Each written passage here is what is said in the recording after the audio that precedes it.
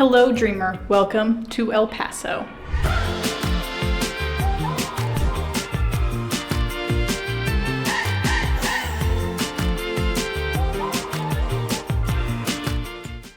So today you find me at Stanton House here in downtown El Paso. Stanton House is actually in the historic district of El Paso. And before I was here, this is my first time here in this city, I had no idea that El Paso was so big. It's actually the 26th largest city in the US. Had no clue. It definitely doesn't feel like it whenever you stay here. The downtown is fairly quiet. There are a few restaurants and bars, but there's not a whole lot going on. As I was walking around this morning, it felt like there was possibly a little bit more to see and do in the arts district than actually the historic district, which is something that's not common for many historic districts. A lot of times there's a lot of things going on there. But El Paso has some amazing architecture. So if you're here visiting the city, then I definitely recommend that you walk around and explore. Let's talk briefly about Stanton House that I chose to stay in this trip.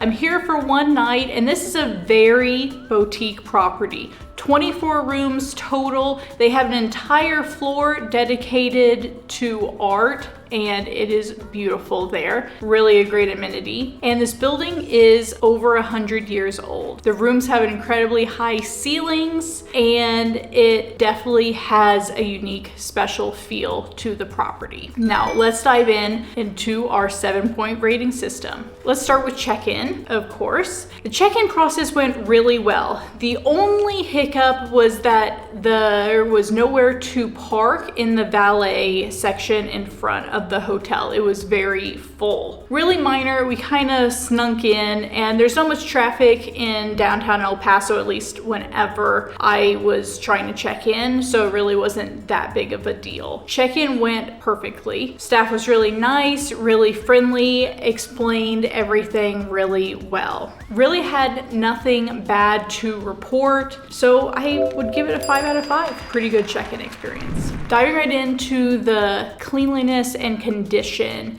of the hotel and room overall. I couldn't really find any problems.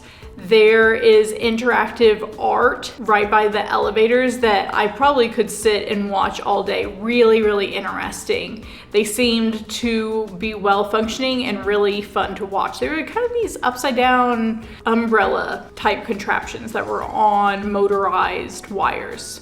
Really cool. The room is really clean. There's really no signs of wear and tear besides just a couple scuffs behind the desk, but really, really minor. Couldn't find any other problems with the room or hotel. Really seems new and well kept. I'd give it a 5 out of 5. Next up is amenities. And a lot of times for these tiny boutique properties, this is where they can go wrong. This one gets bonus points because it has a full service spa on site. That takes it a long way in my opinion, because it's perfect for a staycation if you're looking for that spa experience. No pool here. There is a valet, and there's a restaurant on site serving breakfast, lunch, and dinner, along with a bar with very extended hours, especially in the morning, which is kind of a nice touch if you're into the day drinking. There's a coffee bar down in the lobby, and I had coffee with my breakfast this morning, which I'll talk about in a minute, but spoiler, it was delicious. Great bonus point there. There is a fitness center, and it is in the basement with no windows. It feels like a dungeon down there, and it's definitely a point off for that. If you're somebody that wants to work out and you can't stand the dry, hot air to run or walk outside, then this fitness center would be a no-go for you. It does not feel very good, and it's pretty tiny. I'd give the amenities a 4 out of 5, and that's mainly just because of that fitness center.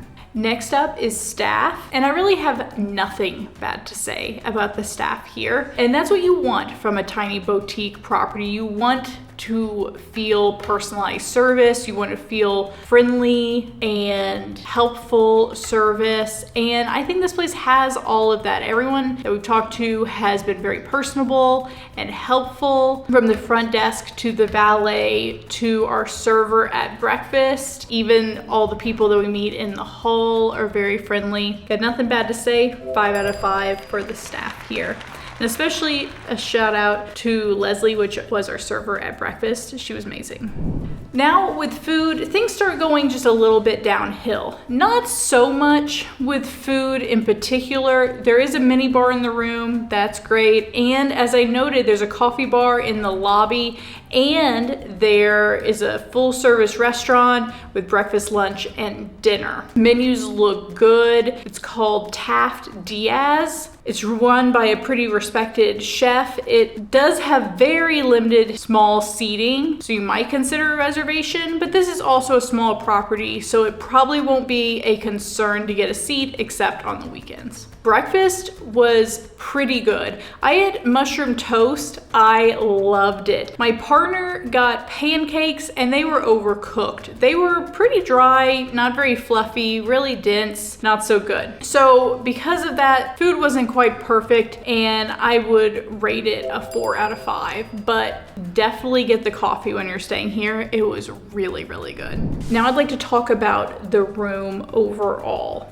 This is definitely the low point of this place, is that this room is really not up to snuff. It has a few design points that are simply not very functional and go beyond just quirky into just something that I think probably could have been designed better. I love the high ceilings in here. I wish that there was a foldable luggage holder. There is a small shelf in the room that you can put a bag, but if you want your bag kind of tucked out of the way in a corner, you can't really do that except for putting it on the floor. The floors are like a vinyl, and I do like that. There's minimal carpet, and the carpet that is there around the bed looks pretty clean. I slept pretty good. The bed seemed good. The pillows seemed okay. A little hard, but not too bad. I woke up feeling pretty good. However, the bed is a queen, and for a downtown property, a lot of times I like to give them the benefit of the doubt on that, but there is more than enough space to put a king bed in this room, and I feel like they really missed the mark by doing that. I really would have preferred a king, and I think most people would too.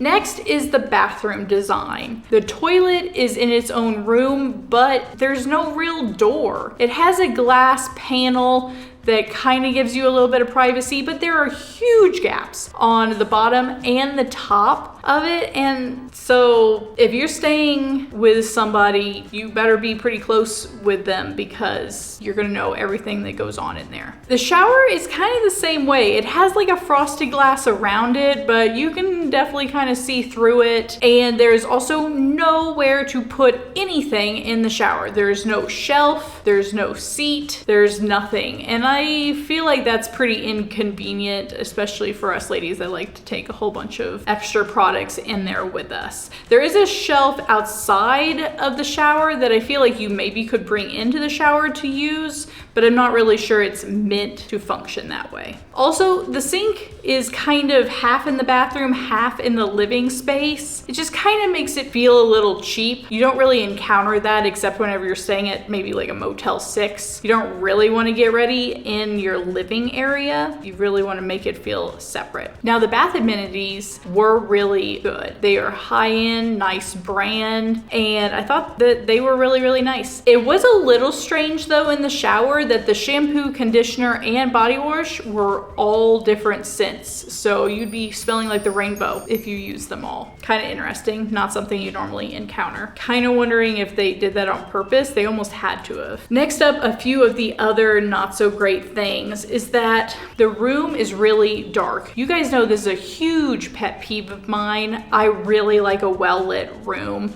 and there is more light over by the vanity area. We'll give you that. And there is a lighted makeup mirror in the bathroom. Do appreciate that. But overall, the room just felt a little dark. You could use at least maybe 1-2 more floor lamps or wall lights just to brighten up the place. To finish off the room review, I'd like to note that I only got one bathrobe. Now, it is nice that they do provide robes, so great start there. The robe was a medium, so it's not going to fit a large number of people. And the work chair here in the room is made of wood, and it is beautiful, but not very functional. I couldn't sit at it for maybe more than a couple hours without everything hurting, without some padding. Considering this place doesn't have a business center and that would be your option to work here, that might be something to consider if you're choosing to stay here. For all those reasons, I gave this room a 2 out of 5. That doesn't reflect the fact that I think it is beautiful. I think it is in nice condition. We're simply talking about my thoughts of its functionality and overall stay quality. And that's why that 2 out of 5, I believe, is fair. Last category that we always talk about is the overall value.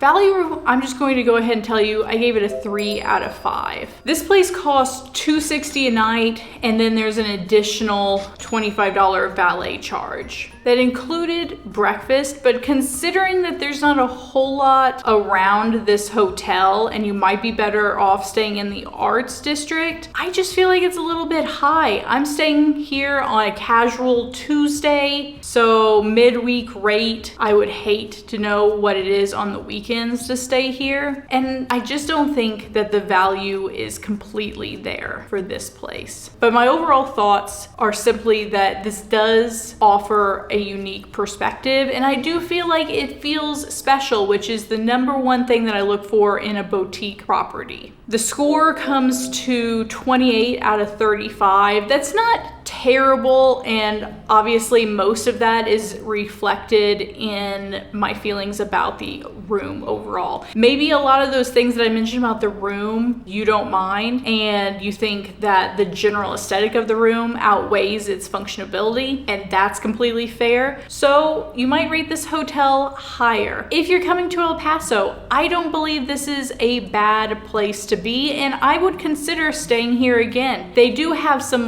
lovely other historic properties that I hope to stay in, so follow for that and let me know down in the comments which one I should stay at next. I really appreciate you joining me for this hotel review in El Paso. I'll be back shortly with another one. Until then, bye, dreamer.